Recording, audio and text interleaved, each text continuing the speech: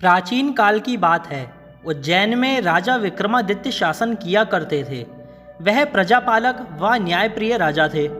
राजा विक्रमादित्य प्रतिदिन अपने राज दरबार में अपनी प्रजा की समस्याओं को सुनते व उनकी समस्याओं का निवारण किया करते थे। एक दिन राजा के पास एक भिक्षु आया, किंतु मांगने की जगह वह राजा को एक फल देकर वहां से चला गया। राजा ने वह फल कोषाध्यक्ष को सौंप दिया।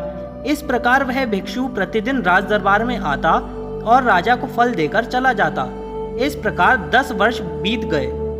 एक समय किसी दरबारी का पालतू बंदर छूटकर राजा के पास चला आया। उस दिन राजा ने वह फल कोषाध्यक्ष को ना देकर बंदर को दे दिया। जब बंदर ने वह फल खाया तो उसे बीच में से एक बहुमूल्य रत्न निकला। राजा ने कोषाध्यक्ष से पूछा कि वह जो फल प्रतिदिन उसे सौंपते थे वह कहाँ है। कोषाध्यक्ष ने देखकर बताया, प्रभु, वह फल तो सड़गल गए हैं, किंतु वहाँ रत्नों की एक राशि अवश्य मौजूद है। उसकी ईमानदारी से प्रसन्न होकर राजा ने वह सारे रत्न उसे ही दे दिए। अगले दिन जब वह भिक्षु फल देकर आया तब राजा ने कहा वह फल तब तक ग्रहण नहीं करेंगे जब तक वह यह ना बता दे कि वह राजा को इतनी बहुमूल्य भेंट क्यों देता है। तब भिक्षु ने राजा को अलग ले जाकर कहा, उसे एक मंत्र सिद्ध करना है जिसके लिए उसे किसी वीर की सहायता की आवश्यकता है। राजा ने उसकी सहायता करने का वचन दे दिया।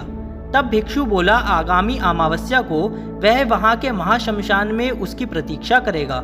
तब अमावस्या आने पर राजा को अपना वचन स्मरण हो आया। राजा वेश बदलकर माथे पर चंदन तथा हाथ में तलवार लिए अपनी राजधानी से निकल गए। राजा उस शमशान में पहुंचा जहां भयानक गहरा और घुप अंधेरा छाया हुआ था। चिताओं की लपटें बहुत भयानक दिखाई दे रही थी। असंख्य नरकंकाल, खोपड़ियां व हड्डियां इधर उधर बिखरी पड़ी थीं। समूचा शमशान भूत पिशाचों से भरा पड़ा था और सियारों की डरावनी आवाजें शमशान की भयानकता को और भी ज्यादा बढ़ा रही थी। निर्भय होकर राजा ने वहां उस भिक्षु को ढूंढा। भिक्षु एक वट वृक्ष के नीचे मंडल बना रहा था। राजा ने उसके निकट जाकर कहा, भिक्षु, मैं आ गया हूँ, बताओ मुझे क्या करना होगा। राजा को उपस्थित देखकर भिक्षु बहुत प्रसन्न हुआ। उसने कहा, राजन, यदि आपने मुझ पर इतनी कृपा की है तो एक कृपा और कीजिए। आप यहाँ से दक्षिण की ओर जाइए। यहाँ से बहुत दूर शमशान के उस छोर पर आपको शीशम का एक विशाल वृक्ष मिलेगा। उस पर एक मरे हुए मनुष्य का शरीर लटक रहा है। आप उस शव को यहाँ ले आइए और मेरा कार्य पूरा कीजिए। राजा विक्रमादित्य भिक्षु की बात मानकर वहां से दक्षिण की ओर चल पड़े। जलती हुई चिताओं के प्रकाश के सहारे वे उस अंधकार में आगे बढ़ते गए और बड़ी कठिनाई से उस वृक्ष को खोज पाए। वह वृक्ष चिताओं के धुएं के कारण काला पड़ गया था। उससे जलते हुए मांस की गंध आ रही थी। उसकी एक शाखा पर शव इस प्रकार लटका हुआ था जैसे किसी प्रेत के कंधे पर लटक रहा हो। राजा ने वृक्ष पर चढ़कर अपनी तलवार से डोरी काट डाली और शव को जमीन पर गिरा दिया। नीचे गिरकर वह शव बड़ी जोर से चीख उठा जैसे उसे बहुत पीड़ा पहुंची हो। राजा ने समझा कि वह मनुष्य जीवित है। राजा को उस पर दया आई। अचानक उस शव ने बहुत जोर से अट्ठास किया। तब राजा समझ गया कि उस पर बेताल चढ़ा हुआ है।